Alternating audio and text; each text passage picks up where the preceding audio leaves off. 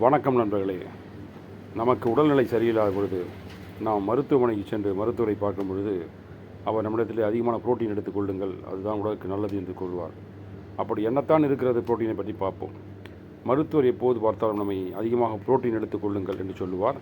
அப்படி புரோட்டீனில் என்னத்தான் இருக்கிறது என்பதை நாம் பார்ப்போம். புரோட்டீன் என்பதில் அமினோ அமிலங்கள், ஹைட்ரஜன், நைட்ரஜன், கார்பன், சில சமயங்கள் கந்தகம் ஆகிய தனிமங்கள் அதிகமாக காணப்படுகின்றன. புரோட்டீன் அதிகமானாலும் பிரச்சனை, புரோட்டீன் குறைந்தாலும் பிரச்சனை. புரோட்டீன் அதிகமானால் சிறுநீரகத்தில் சுமை ஏற்படும். செரிமான பிரச்சனைகள், மலச்சிக்கல், நீரிழப்பு, தலைவலி மற்றும் இதய நோய்கள் போன்ற பக்க விளைவுகள் ஏற்படலாம். எனவே சமச்சீரான அளவு முக்கியம். குறிப்பாக சிறுநீரக பிரச்சனை உள்ளவர்கள் கவனமாக இருக்க வேண்டும். இந்த அதிகமான அளவு புரோட்டீன் எடுத்துக்கொள்ளக்கூடாது.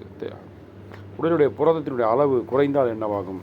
சோர்வு, தசை இழப்பு, முடி உதிர்தல், பலவீனமான நோய் எதிர்ப்பு சக்தி, வீக்கம், எடிமா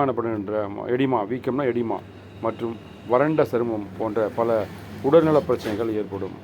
நன்றி நண்பர்களே. தேவையான அளவு புரோட்டீன் எடுத்து உடலை பாதுகாப்பாக வைப்போம். வணக்கம்.